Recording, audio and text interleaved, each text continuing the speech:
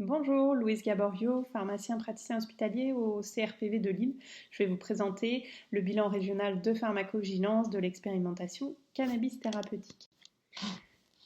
Quelques éléments de contexte. Donc, cette expérimentation cannabis thérapeutique a été mise en place en mars 2021 pour une durée de 2 ans et est associée à un comité scientifique temporaire, un CST, avec la NSM pour le suivi de cette expérimentation. 5 indications ont été validées dans ce cadre. Les douleurs neuropathiques réfractaires aux thérapeutiques accessibles, certaines épilepsies pharmacorésistantes, certains symptômes rebelles en oncologie, les situations palliatives, la spasticité douloureuse de la CEP et des autres pathologies du système nerveux central, sachant que ces indications sont des indications de dernière intention le plus souvent et qui surviennent en cas d'inefficacité ou de mauvaise tolérance des autres thérapeutiques disponibles. Il n'y a pas de limite d'âge en termes d'inclusion dans cette expérimentation, mais il existe des critères spécifiques d'inclusion qui correspondent à chaque indication. Dans le cadre de cette expérimentation, 9 spécialités sont disponibles sous 2 formes galéniques, des inflorescences destinées à la vaporisation ou des solutions orales à base d'huile de cannabis. Ces spécialités sont réparties en 3 ratios, le ratio THC dominant, le ratio CBD dominant et le ratio équilibré. Le recueil des effets indésirables dans ce cadre se fait de façon prospective via un registre national électronique, le registre RECAN. L'objectif de cette étude était donc de réaliser un bilan des déclarations de pharmacovigilance au niveau des Hauts-de-France dans le cadre de cette expérimentation. Pour cela, nous avons utilisé donc la base nationale de pharmacovigilance avec une requête réalisée sur les 9 spécialités disponibles, également sur les substances THC et CBD, requête limitée au CRPV de Lille et à Amiens et effectuée jusqu'au 7 octobre 2022. Un focus est réalisé sur les cas graves, les cas d'intérêt et les erreurs médicamenteuses. Au niveau des résultats, au niveau démographique, on retrouvait 130 cas, la majorité non grave, puisque seulement 6 cas graves étaient recensés.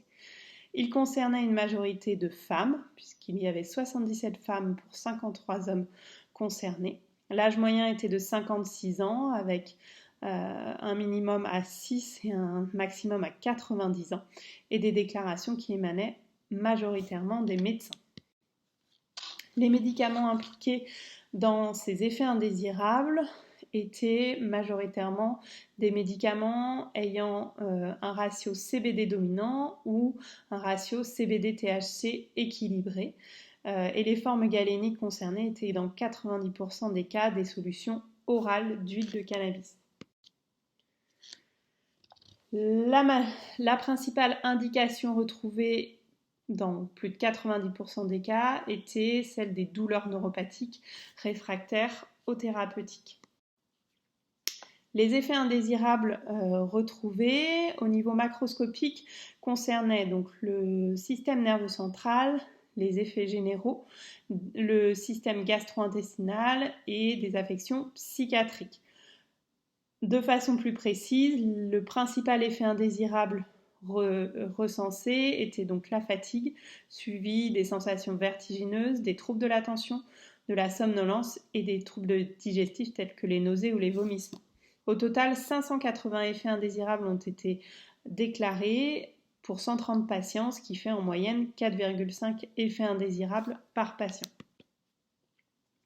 Au niveau des cas graves, la plupart décrivaient des effets indésirables attendus, sauf pour l'AIT et le cas de paralysie faciale.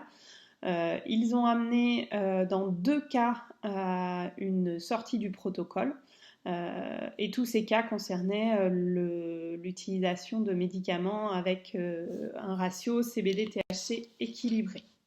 Au niveau des cas d'intérêt, il nous a semblé important de rapporter 3 cas d'aggravation de la maladie sous-jacente, un cas de CEP, 2 cas d'épilepsie et un cas d'hyponatrémie, effet indésirable inattendu survenu chez une femme de 73 ans, traitée par une huile orale au ratio CBD-THC équilibré 5 mois après le début du traitement. Les données sur le sujet sont peu nombreuses, que ce soit dans la littérature ou dans la base nationale de pharmacovigilance, en dehors d'un contexte d'hyperémèse au cannabis.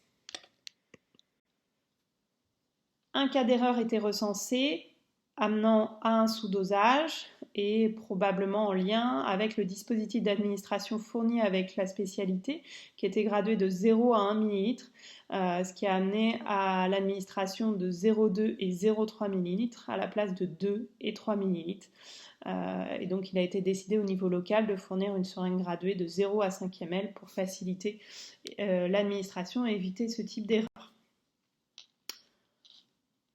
Ainsi, cette expérimentation est donc une première en France, puisqu'il ne s'agit ni d'un essai clinique ni de la vie réelle. Le profil d'effets indésirables identifié dans ce bilan était principalement des effets indésirables neurologiques, puis généraux, puis digestifs et psychiatriques, ce qui est cohérent avec les données nationales et avec les données de la littérature. Il s'agit majoritairement d'effets indésirables qui sont attendus, peut-être en lien aussi avec un biais de codage, puisque jusqu'en décembre 2021, les déclarants n'avaient la possibilité de notifier que des effets indésirables précodés, donc attendus avec ces produits-là. Ce qui est rassurant, c'est que la majorité des effets indésirables sont non graves et au niveau national, il n'y a pas de signal de pharmacovigilance qui a été identifié via le suivi national qui est actuellement réalisé. Merci de votre attention.